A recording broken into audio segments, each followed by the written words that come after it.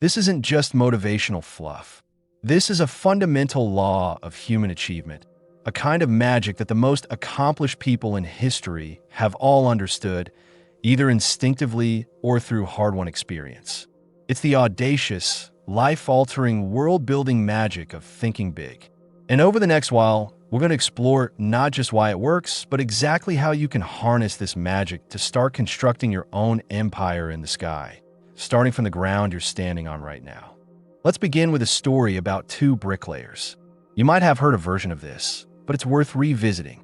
A traveler comes upon a large construction site. He approaches the first bricklayer, who looks tired and sullen, and asks, "What are you doing?"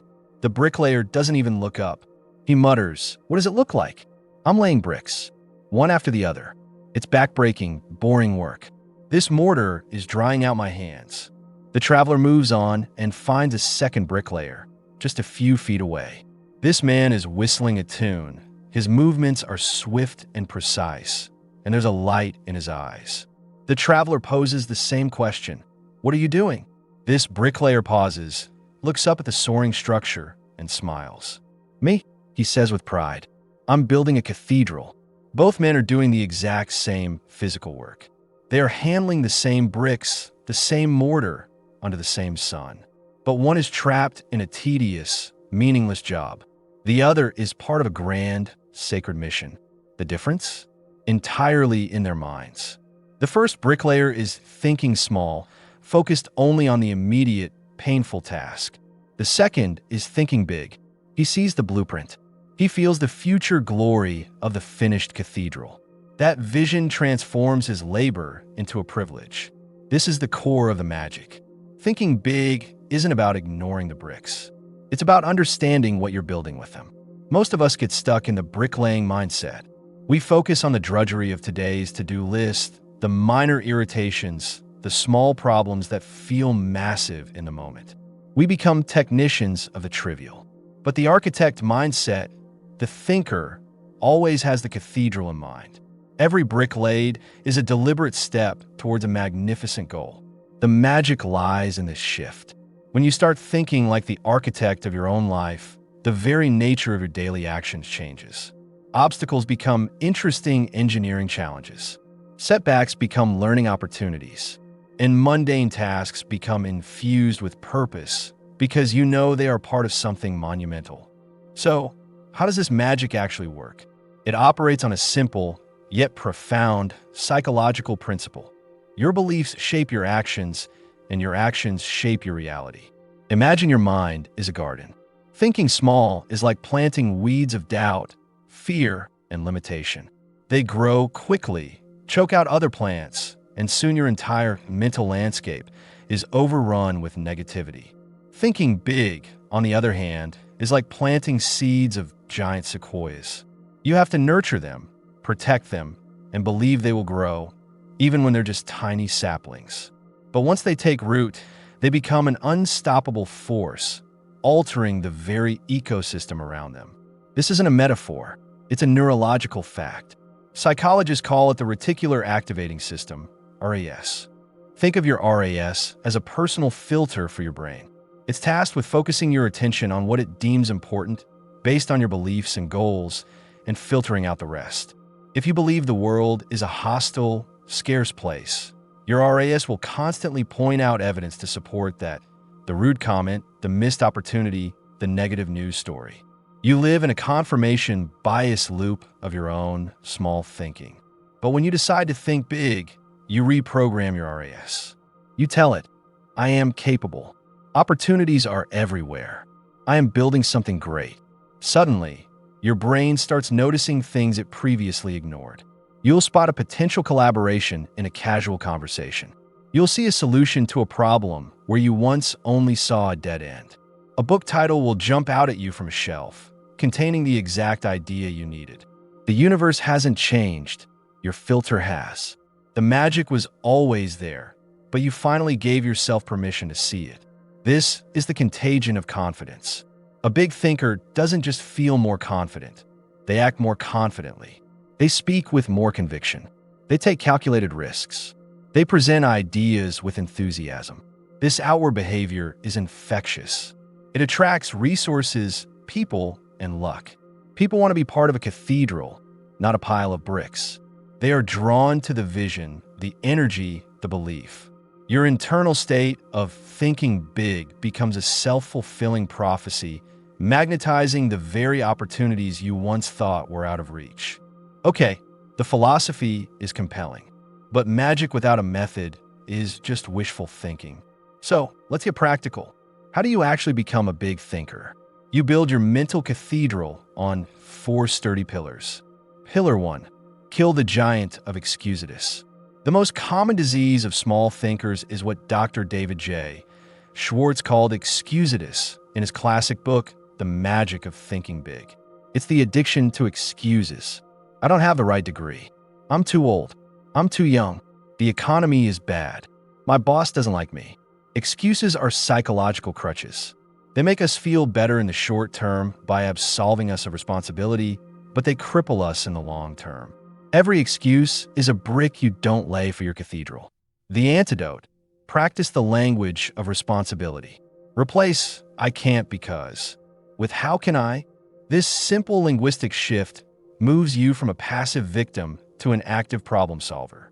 Instead of "I can't start a business because I have no capital," ask, "How can I start a business with the resources I have right now?" This question forces your brain to find answers, to get creative, to think big. Pillar 2.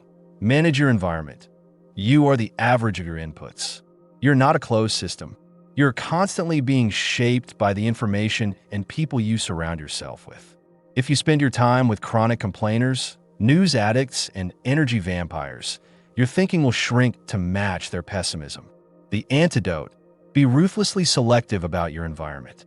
Your digital diet: unfollow social media accounts that make you feel inadequate or angry. Curate your feeds to include inspirers, educators, and big thinkers. Your inner circle: actively seek out and spend more time with people who are ambitious, positive, and already building their own cathedrals. Their energy is contagious. Your mental food: consume books, podcasts, and documentaries about people who have achieved great things. Fill your mind with stories of possibility, not tales of limitation. Pillar 3. Act as if: the power of preemptive success. This is perhaps the most potent piece of magic. If you want to be a certain way, you must first act as if you already are. Want to be confident? Act with confidence. Want to be a leader? Start making decisions and taking responsibility like a leader. Want to be successful? Adopt the habits, posture, and language of a successful person. This isn't about being fake. It's about behavioral priming. Your actions send powerful signals back to your brain. When you walk into a room with the posture of someone who belongs there, your brain receives the message: I am confident. When you tackle a challenge with the attitude of a problem solver, your brain gets the memo: I am capable. You are essentially building the identity from the outside in. Dress for the job you want, not the job you have. Speak about your goals with conviction, not as distant dreams, but as future realities.